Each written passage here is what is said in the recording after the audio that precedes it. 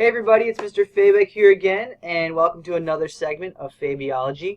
I wanted to bring some other stuff in that maybe you feel you're more proficient or that you've mastered. Simple Punnett squares like monohybrid crosses. So we're going to talk a little bit about some complex genetics.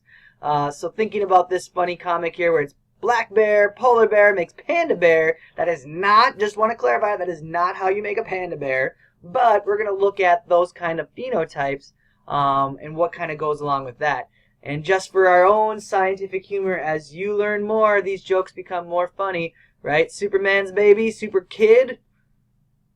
He's got your eyes, pink underwear, x-ray vision. I don't know. I think it's hilarious. But again, you get everything from your parents. So we'll talk a little bit about how that plays a role again in some of this complex genetics world.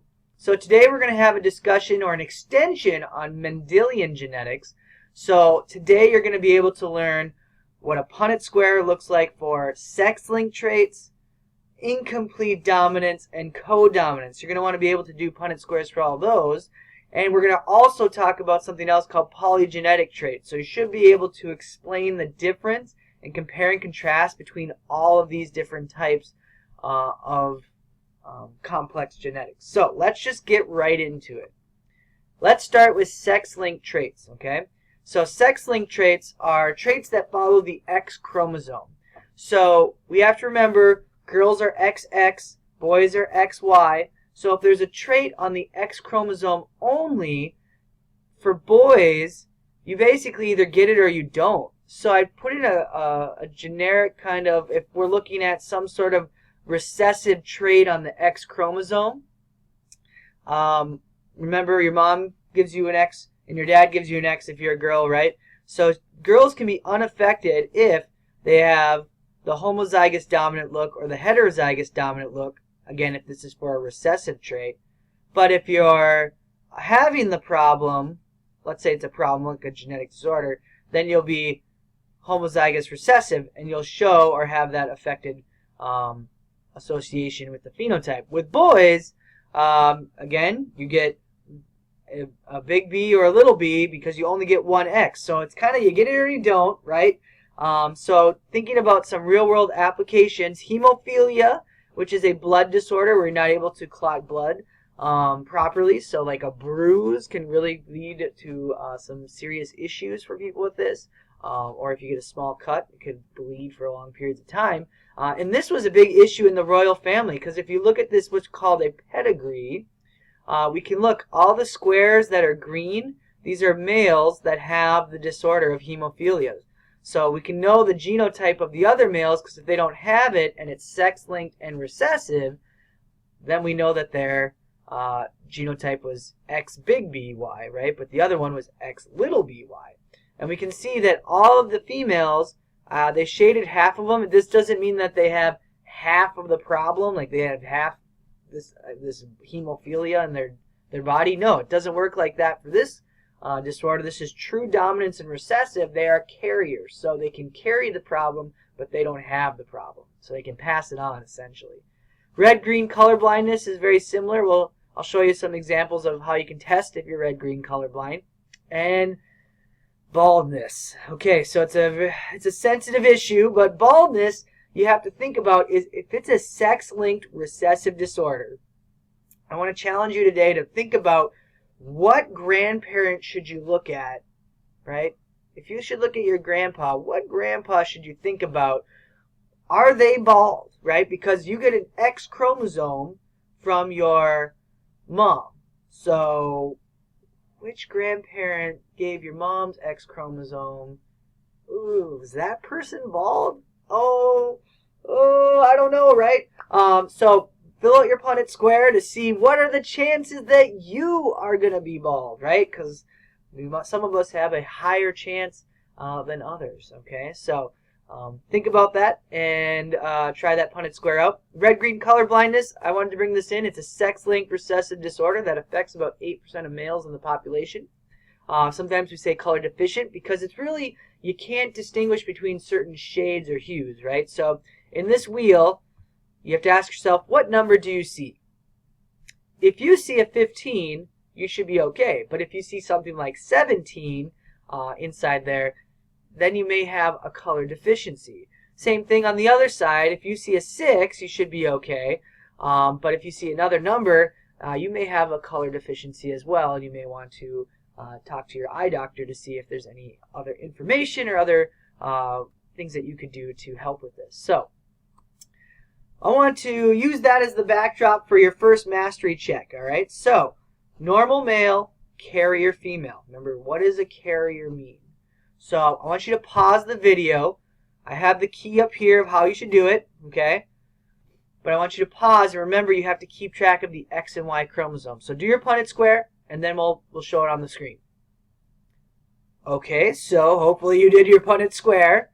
So again, if you haven't, pause the video. Here we go. Normal male, normal carrier female. Should look like that. That's how you should have written it, okay? Remember, carrier's heterozygous. We do meiosis, separate our alleles, and then we fill in our square.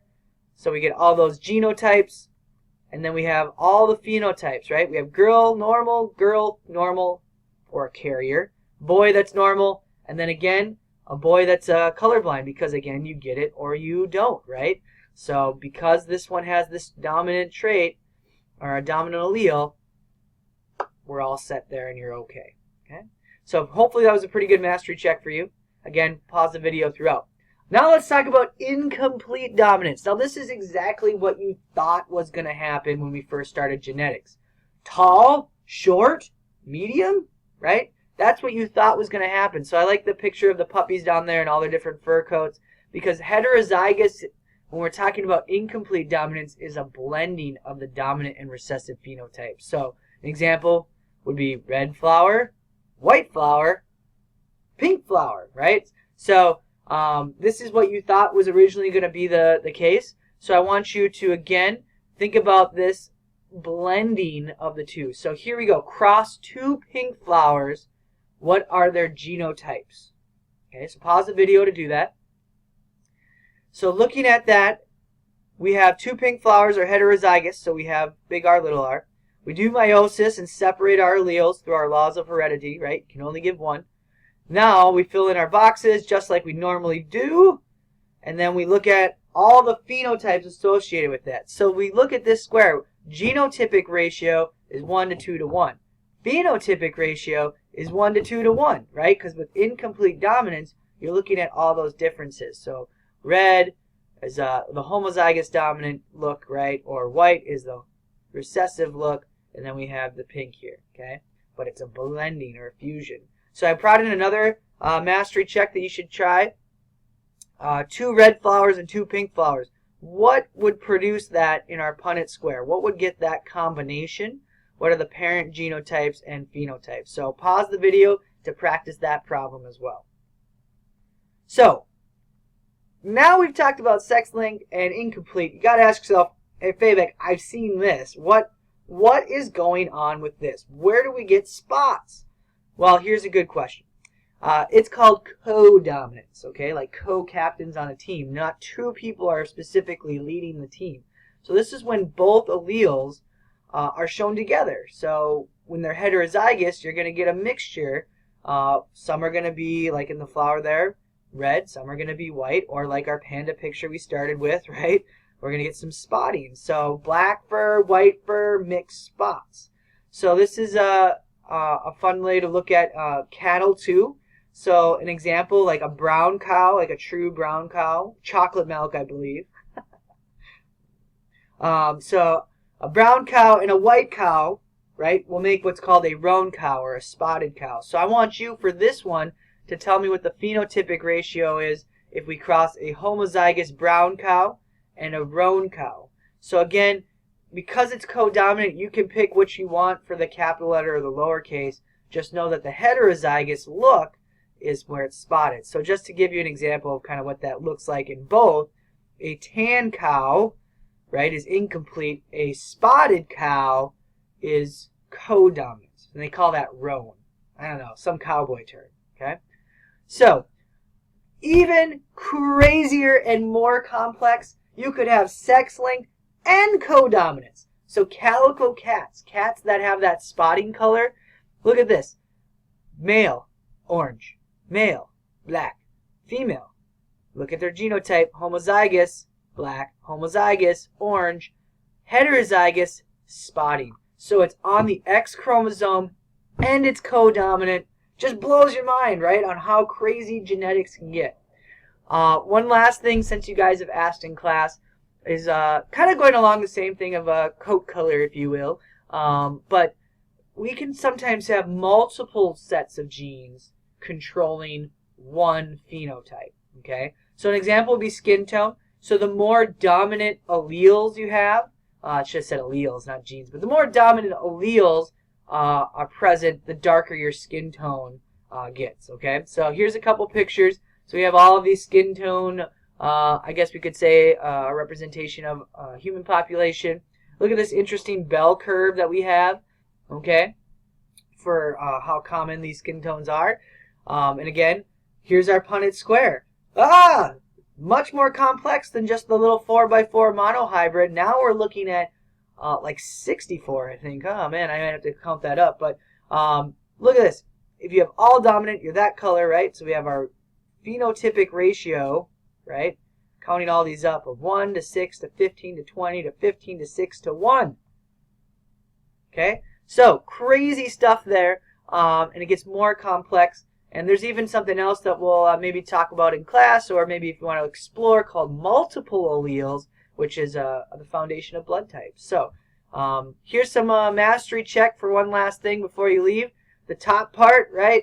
Match these vocab words up with these specific definitions. Match these examples with these vocab words. So thank you very much, and look out in the world there and see what else is complex, and I hope that this really helps you. Bye, guys.